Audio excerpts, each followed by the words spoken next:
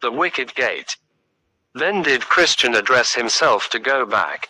An evangelist, after he had kissed him, gave him one smile, and bid him Godspeed, so he went on with haste, neither spake he to any man by the way, nor if any asked him, would he vouchsafe them an answer.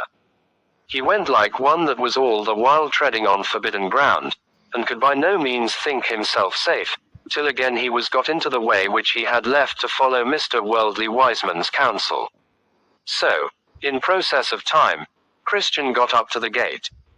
Now, over the gate there was written, Knock, and it shall be opened unto you. Matthew 7:7. He knocked, therefore, more than once or twice, saying, May I now enter here? Will he within open to sorry me, though I have been an undeserving rebel, then shall I not fail to sing his lasting praise on high. At last there came a grave person to the gate, named Goodwill, who asked who was there, and whence he came, and what he would have. Christian, here is a poor burdened sinner. I come from the city of destruction, but am going to Mount Zion, that I may be delivered from the wrath to come. I would therefore, sir, since I am informed that by this gate is the way thither, know if you are willing to let me in. Said he, and with that he opened the gate. So when Christian was stepping in, the other gave him a pull. Then said Christian, What means that? The other told him, A little distance from this gate there is erected a strong castle, of which Beelzebub is the captain. From thence both he and they that are with him shoot arrows at those that come up to this gate, if haply they may die before they can enter in.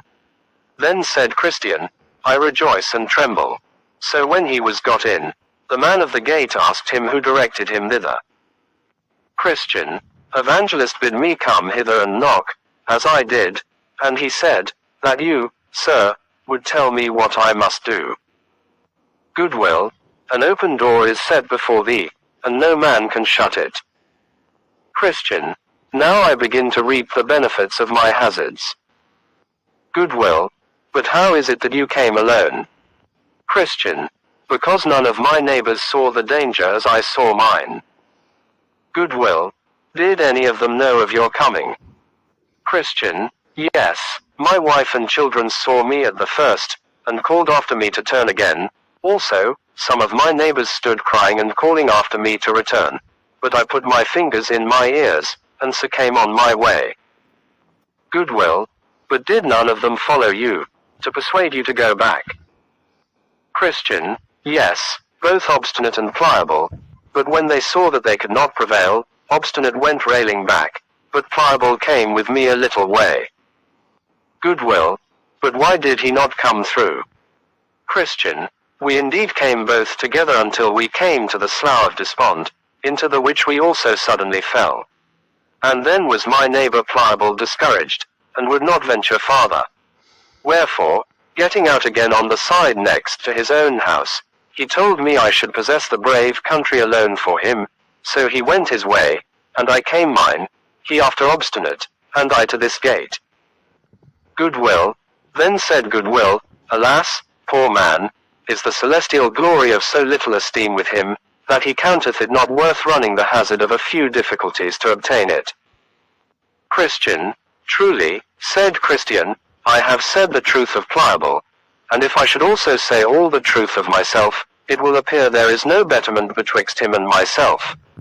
It is true, he went back to his own house, but I also turned aside to go in the way of death, being persuaded thereto by the carnal arguments of one Mr. Worldly Wiseman. Goodwill, oh, did he light upon you? What, he would have had you have seek for ease at the hands of Mr. Legality. They're both of them a very cheat. But did you take his counsel? Christian, yes, as far as I durst. I went to find out Mr. Legality, until I thought that the mountain that stands by his house would have fallen upon my head, wherefore there I was forced to stop. Goodwill, that mountain has been the death of many, and will be the death of many more. It is well you escaped being by it dashed in pieces. Christian, why truly I do not know what had become of me there. Had not Evangelist happily met me again as I was musing in the midst of my dumps, but it was God and RS quo, mercy that he came to me again, for else I had never come hither. But now I am come, such a one as I am, more fit indeed for death by that mountain, than thus to stand talking with my Lord.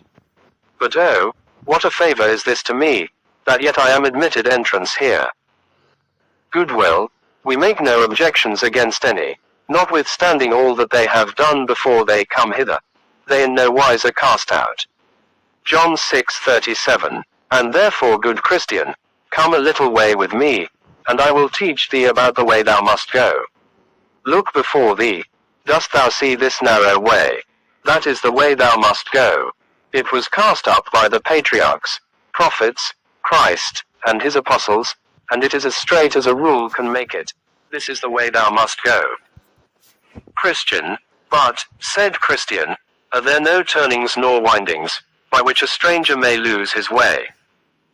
Goodwill, yes, there are many ways but down upon this, and they are crooked and wide, but thus thou mayest distinguish the right from the wrong, the right only being straight and narrow. Matthew 7:14.